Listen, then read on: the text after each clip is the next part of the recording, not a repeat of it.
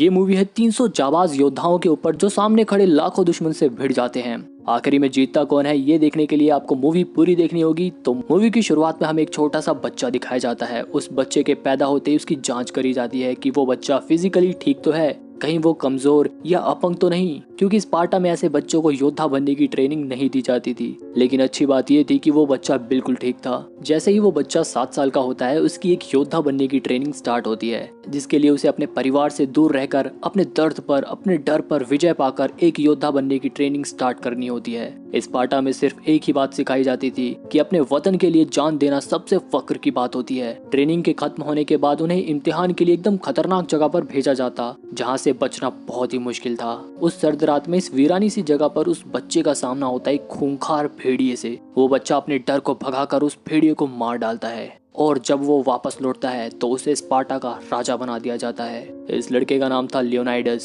धीरे धीरे समय गुजरता है और 30 साल बाद हम देखते हैं कि लियोनाइडस के पास एक फारसी दूत आता है जो अपने राजा जर्जीस का संदेश लेकर आता है। वो कहता है कि हमारे राजा के पास बहुत ही बड़ी सेना है जिसमें लाखों सिपाही हैं। हमारे राजा चाहते हैं कि तुम अपनी धरती और अपना पानी उनके नाम करके उनकी अधीनता स्वीकार कर लो। बदले में वो तुम्हारे राज्य को सही सलामत छोड़ देंगे। लेकिन स्पार्टन युद्ध से कभी नहीं डरते थे, चाहे सामने कितना भी खतरनाक दुश्मन क्यों ना हो। वो दूत लियोनाइडस और उसकी बीवी का भी अपमान करता है और लियोनाइडस को डराने के लिए बहुत सारे सर कटे हुए दिखाकर उनसे कहता है कि ये उन राजाओं के सर हैं जिन्होंने हमारे महाराज जर्जीस की अधीनता स्वीकार नहीं करी। इसके बाद लियोनाइडस को बहुत गुस्सा आता है और वो दूत और उसके सभी आदमियों को मार डालता है। अब लियोनाइडस जानता था कि जर्जीस की सेना स्पार्टा पर आक्रमण जरूर करेगी, इसलिए लियोनाइडस भी उनसे युद्ध करने के लिए तैयार था। लेकिन भले ही लियोनाइडस स्पार्टा का राजा था, लेकिन वो खुद से युद्ध करने का फैसला नहीं कर सकता था। अगर लियोनाइडस को युद्ध करना है तो स्पार्टा के रीति रिवाज के अनुसार उसे ओरेकल्स के पास जाकर युद्ध की परमिशन लेनी होगी। ओरेकल्स वो लड़कियां थी जो भगवान का संदेश इंसानों तक पहुंचाती थी। लियोनाइडस परमिशन लेने के लिए उनके पास जाता है और उन्हें अपनी सारी रणनीति बताता है कि वो जर्जीस का सामना करने के लिए तैयार है। लेकिन वो बूढ़े पाखंडी लोग कहते हैं कि ओरेकल्स के अनुसार स्पार्टा इस समय युद्ध नहीं कर सकता। अगर तुम युद्ध पर गए तो पूरा स्पार्टा खत्म हो जाएगा, पूरा यूनान खतरे में आ जाएगा। लियोनाइडस कहता है कि अगर हम युद्ध पर नहीं गए तब भी स्पार्टा में कोई नहीं बचेगा, हमारे बच्चों और औरतों को गुलाम बना दिया जाएगा। इसके बाद लियोनाइडस वहां से गुस्से में चला जाता है। जब भी हम देखते हैं कि यहाँ पर जर्जीस के आदमी आते हैं और इन बूढ़े लोगों को झूठ बोलने के लिए बहुत सारे सोने चांदी देते हैं, इसका मतलब साफ था कि ये लोग भी जर्जीस से मिल चुके थे। यहाँ लियोनाइडस बहुत परेशान था क्योंकि अब वो जंग में नहीं जा सकता था। रानी उसकी परेशानी का कारण पूछती है तो वो बताता है कि मैं अपनी आंखों के सामने स्पार्टा को तबाह होते हुए नहीं देख सकता। इसके बाद रानी लियोनाइडस से कहती है कि आप दुनिया की बातें छोड़िए और आपको अपने राज्य को बचाने के लिए जो सही लगता है वो करिए। अगले दिन लियोनाइडस अपने राज्य के 300 सबसे बेहतरीन, सबसे जाबाज सैनिकों को बुलाता है। इनसे बढ़िया योद्धा पूरे स्पार्टा में कोई नहीं था। ये लोग जानते थे कि सामने दुश्मन बहुत ताकतवर है, कई लाखों की सेना उसके पास है। इनको पता था कि इनकी मौत तो तय है, लेकिन फिर भी ये 300 सैनिक मरने और मारने के लिए बिल्कुल तैयार थे। ये लोग युद्ध पर जाते इससे पहले स्पार्टा के कुछ मंत्री यहाँ पर आते हैं और लियोनाइडस से बोलते हैं कि ओरेकल्स ने आपको युद्ध पर जाने से मना किया है। लियोनाइडस कहता है कि मैं कौन सा युद्ध पर जा रहा हूँ, मैं तो घूमने जा रहा हूँ और ये 300 सिपाही मेरे अंगरक्षक हैं। इन्हीं मंत्रियों में से एक मंत्री का नाम था थेरोन, जो जर्जीस से मिला हुआ था। ये चाहता था कि पूरा स्पार्टा हार जाए और लियोनाइडस के मरने के बाद वो स्पार्टा का नया राजा बन जाए। इसके बाद लियोनाइडस अपनी फैमिली को अलविदा कहता है और उन 300 सिपाहियों के साथ काली घाटी यानी कि नर्क के द्वार की ओर जर्जीस की सेना से लड़ने के लिए निकल जाता है। इस दौरान पूरे सफर में इनका एक कुबड़ा आदमी पीछा कर रहा होता है। थोड़ी दूर आगे बढ़ने के बाद इन सिपाहियों के रास्ते में एक गांव पड़ता है। इस पूरे गांव को जर्जीस की सेना ने तबाह कर दिया था। उसने यहाँ के लोगों को मारकर एक पेड़ पर टांग दिया था। अब इन 300 सिपाहियों का खून एकदम खोल जाता है और आखिरकार ये लोग चलते चलते समुद्र किनारे उस काली घाटी के पास पहुंच जाते हैं। समुद्र में फारसियों के बहुत सारे जहाज इन्हीं की तरफ आ रहे थे। जब भी बारिश शुरू होती है और समुद्र में एक बहुत ही तगड़ा तूफान आता है, जिसकी वजह से इन फारसियों की नाव डूब जाती है। इधर ये 300 सिपाही खुशी मनाने लगते हैं क्योंकि इन्हें लगता है कि दुश्मन तो इनसे बिना लड़े ही खत्म हो गए। लेकिन ये तो सिर्फ एक ट्रेलर था। पहाड़ी की चोटी से देखने पर इन्हें पारसियों के हजारों जहाज दिखाई देते हैं। जहां तक इनकी नजर जाती वहां तक पारसियों की बहुत बड़ी सेना थी। सिर्फ 300 सिपाही इतने सारे पारसियों को रोक ले ये तो नामुमकिन था। लेकिन इनके प्लान के अकॉर्डिंग काली घाटी और समुद्र के बीच में दीवार खड़ी कर देने से जर्जीस की सेना को काली घाटी से गुजरना पड़ेगा। क्योंकि काली घाटी बहुत ही पतली है, इसलिए जर्जीस की सेना को छोटे छोटे टुकड़ियों में आगे बढ़ना पड़ेगा। इसका फायदा उठाने से ये होगा कि लियोनाइडस के सिपाहियों को जर्जीस की लाखों की सेना से एक साथ नहीं लड़ना पड़ेगा। लियोनाइडस अपने सेनापति से पूछता है कि काली घाटी के अलावा और कोई ऐसा रास्ता तो नहीं जहां से जर्जीज की सेना उन पर पीछे से हमला कर सके।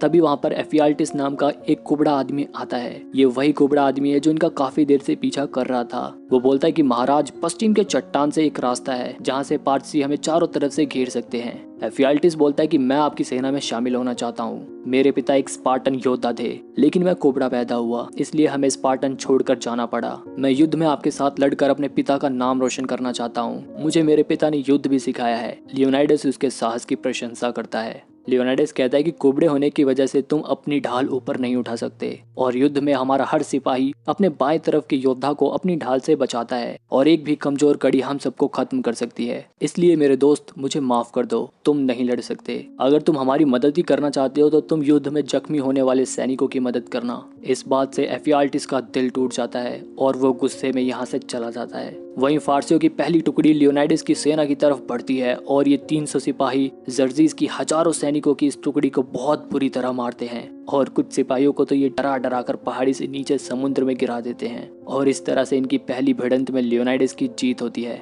इसके बाद जर्जीज के सिपाही घोड़े से आते हैं और ये 300 सिपाही इनको बहुत ही बेरहमी से मारते हैं और उन्हें मार मार कर एक जगह पर इकट्ठा करके पहाड़ जैसी दीवार बनाते जाते हैं। पारसी इनके ऊपर तीर की बारिश करते हैं, लेकिन ये अपनी ढाल से उनके इस वार से भी बच जाते हैं। इसके बाद जर्जीस खुद लियोनाइडस से मिलने के लिए आता है और लियोनाइडस और उसके 300 सिपाहियों के बेमिसाल हौसले की तारीफ करता है। जर्जीस कहता है कि तुम मेरे सामने घुटने टेक दो और मेरे साथ मिल जाओ, इसके बाद मैं तुम्हें पूरे यूनान का राजा बना दूंगा। लियोनाइडस कहता है कि तुम्हारे आदमी को मारने के बाद मेरी जांघों में अकड़न आ गई है। इसके बाद जर्जीस गुस्से में यहाँ से चला जाता है और इस बार अपनी सबसे खतरनाक सिपाहियों की टुकड़ी को भेजता है जो खूनी दरिंदे थे। उनकी टुकड़ी में एक बड़ा सा आदमखोर भी था, लेकिन लियोनाइडस उस आदमखोर को अपनी तलवार का मजा चखा देता है। यहाँ पे 300 सिपाही कुछ आर्केडियन सैनिकों की मदद से इनकी बैंड बजा देते हैं। रात को लियोनाइडस अपने सिपाहियों की हौसला अफजाई करता है। अगली सुबह जर्जीस अपनी सेना के एक से एक खूंखार, खतरनाक और ताकतवर जानवरों को भेजता है और जब ताकत से काम नहीं बनता तो जादूगरों का सहारा लेता है। स्पार्टन इन लोगों को भी मार डालते हैं, लेकिन आज की लड़ाई में स्पार्टन के सेनापति का बेटा भी मारा जाता है, इसलिए आज ये लोग अपनी जीत का जश्न नहीं मनाते।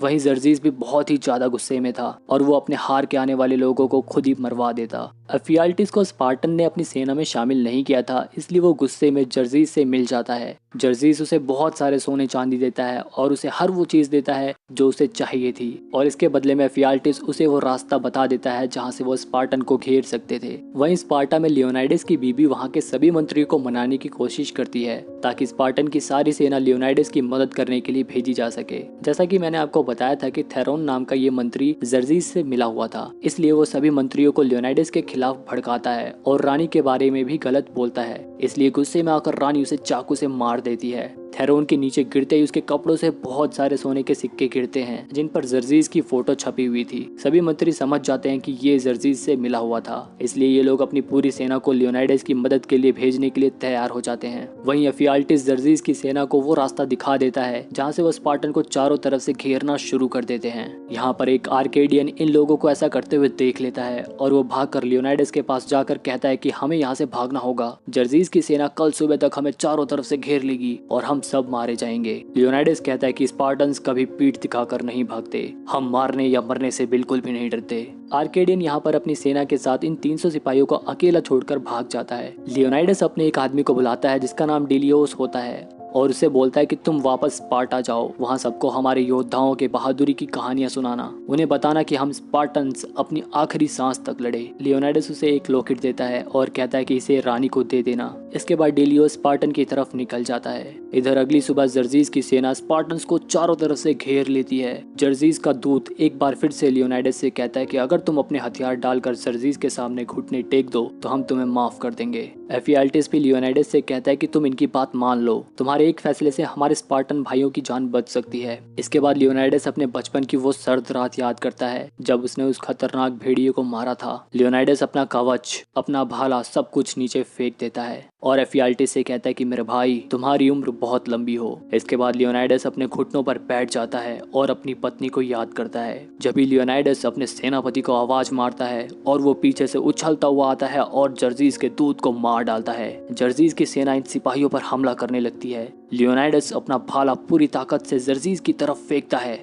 लेकिन वो भाला उसके गाल को छूकर निकल जाता है। जर्जीस बाल बाल बच जाता है। ऊपर से हजारों तीर इनके ऊपर मारे जाते हैं और इस तरह से ये 300 सिपाही स्पार्टा और यूनान के लिए बहादुरी से लड़ते हुए शहीद हो जाते हैं। वहीं डिलियोस महारानी के पास पहुंचता है और उन्हें लियोनाइडस का लॉकेट देता है। रानी समझ जाती है कि लियोनाइडस अब इस दुनिया में नहीं रहे और वो इस लॉकेट को अपने बेटे को पहना देती है। इसके बाद डिलियोस वहाँ के लोगों को बताता है कि हमारे राजा को कोई श्रद्धांजलि या कोई तारीफ नहीं चाहिए थी, वो बस इतना चाहते थे कि उन्हें याद किया जाए और पूरा यूनान एक होकर उन फारसियों के खिलाफ लड़े। अब हम देखते हैं कि डिलियोस 10,000 स्पार्टन की सेना को अपने राजा और उन 300 सिपाहियों की कहानी सुनाता है। इनके सामने फारसियों की वही विशाल सेना है। डिलियोस कहता है कि वो हमसे डरते हैं कि हमारे 300 सिपाहियों ने उनका ये हाल किया तो हम 10,000 स्पार्टन उनका क्या हाल करेंगे। यहीं पर 300 का ये पहला पार्ट एंड होता है। दूसरा पार्ट देखने के लिए आप चैनल को सब्सक्राइब कर लो। कॉमेंट में बताओ आपको सबसे अच्छा सीन कौन सा लगा।